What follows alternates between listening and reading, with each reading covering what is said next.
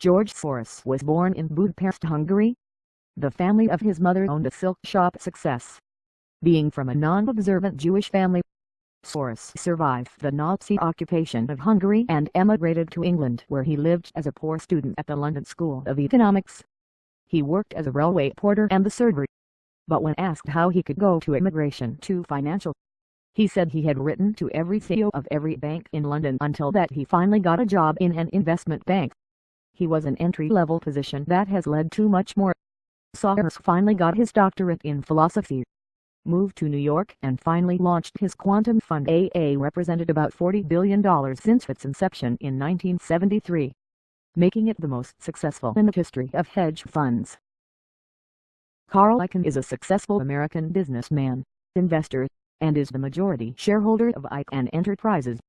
But it did not come from a family of investment bankers or anything close to that. Actually, his father was an opera singer who moved on to be a champion, even if he himself regarded as an atheist. Later, his father became a substitute teacher. His mother was also a school teacher. Carl graduated from Princeton with a BA in philosophy, of all things.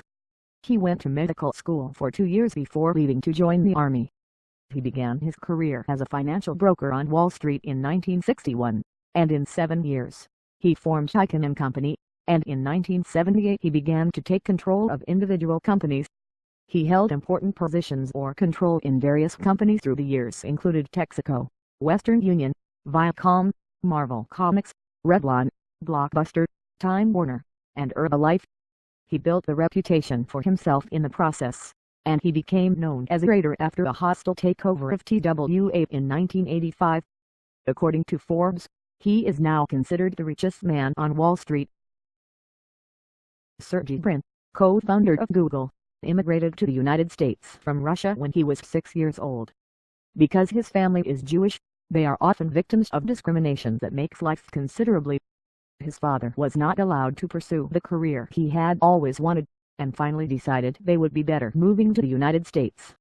The family requested an exit visa, and while they were waiting for approval, both parents lost their jobs. They were forced to work temporary jobs as they waited, hoping their application would be accepted. Many others have been refused visas, but fortunately they are not. Brin graduated from Stanford University, where he earned his doctorate in computer science. During his studies, he worked with fellow PhD student Larry Page, and Google was born. Sergey has released the lead role in Google, allowing the Page to start the show. He is in control of the secret Google X that focuses on innovative projects such as Google Glass and driverless cars division. It is therefore not surprising that Larry Page, co-founder of Google with Sergey Brin, was the son of a computer. In fact, his father had a doctorate in computer science. As the field has been set up and is considered a pioneer in the field, Larry Page has continued to follow the footsteps of his father, a PhD in computer science from Stanford University. While working on his thesis topic, he hooked up with another doctoral student, Brin. The nickname Backrug project began as Page to explore the World Wide Web, trying to understand its link structure as a huge graph. Through their work, they created the first version of Google. And the rest, as they say, is history. If you've been on the internet in the past decade, chances are good that you are familiar with the application of Jeff Bezos to fame, Amazon.com. Love them or hate them, Amazon is the 300-pound gorilla in the market for e-commerce as an online marketplace for books and a wide variety of products. Born to a teenage mother, her parents divorced when he was still a baby. His mother remarried and his stepfather would eventually adopt. During the summers, he spent time at his ranch in Texas' grandfather doing work as livestock vaccination and pipe laying. Bezos' the beginning was much more humble, of course, but even as a child, he showed a great aptitude for science and technology while dismantling his crib as a toddler to the establishment of the alarm system to keep her siblings from her room.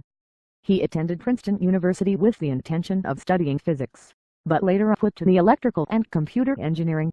He founded Amazon in 1994, after a cross-country drive from New York to Seattle, and founded the company in his garage. Sheldon Adelson is perhaps a casino magnate, but his early life was not nearly as glamorous. Adelson grew up in Boston, where his father drove a taxi and his mother ran a knitting store. However, Adelson, like many on the list, started early.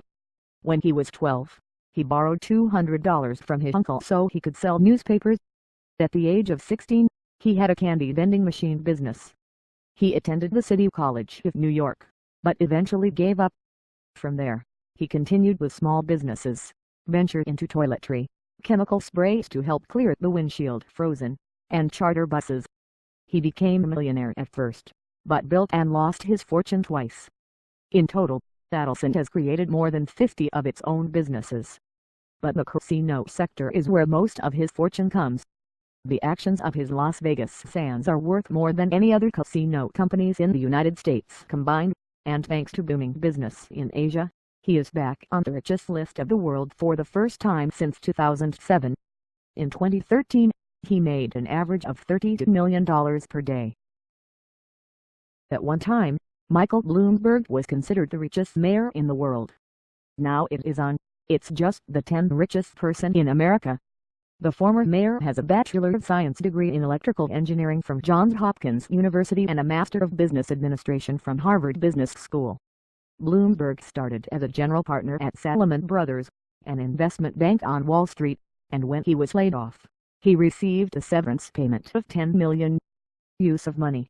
He created his own company, Innovative Systems Market. He eventually resigned as CEO to pursue a political career and become the mayor of New York City. Now that he is the mayor, he moved forward with philanthropic and political plans, including focusing on its anti-gun programs in the United States and plans to help journalists form of business in Africa. He also promised $100 million from the Gates Foundation to eradicate polio. In total, he has given about $2.4 billion following charitable causes. Larry Ellison comes from a Jewish family in the middle class and raised by adoptive parents, her aunt and uncle, after his mother gave him at the age of 9 months. He would not see his mother at birth again until he was 48 years old.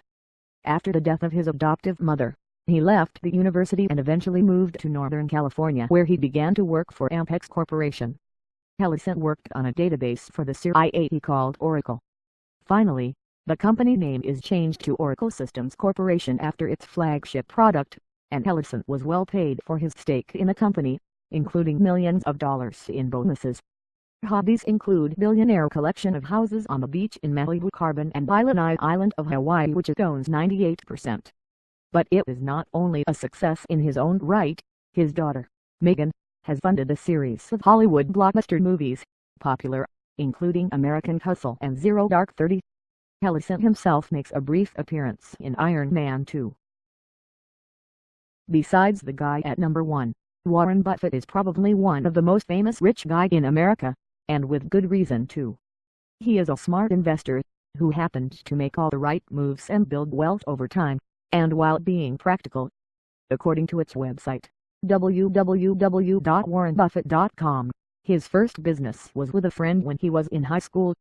He and his buddy bought a pinball machine to put in a hair salon. Instead of spending their profits, they reinvested in more machines until they had 8 pinball machines in different stores. Then he sold the company and used the money to buy stocks and to start another small business. Only those activities, he had won $174,000 at the age of 26. After adjusting for inflation, this amount is $1.4 million in today's money. It almost seems too easy, right? Of course, we all know better than that. The only thing most people admire most about Buffett, however, is not that he is rich.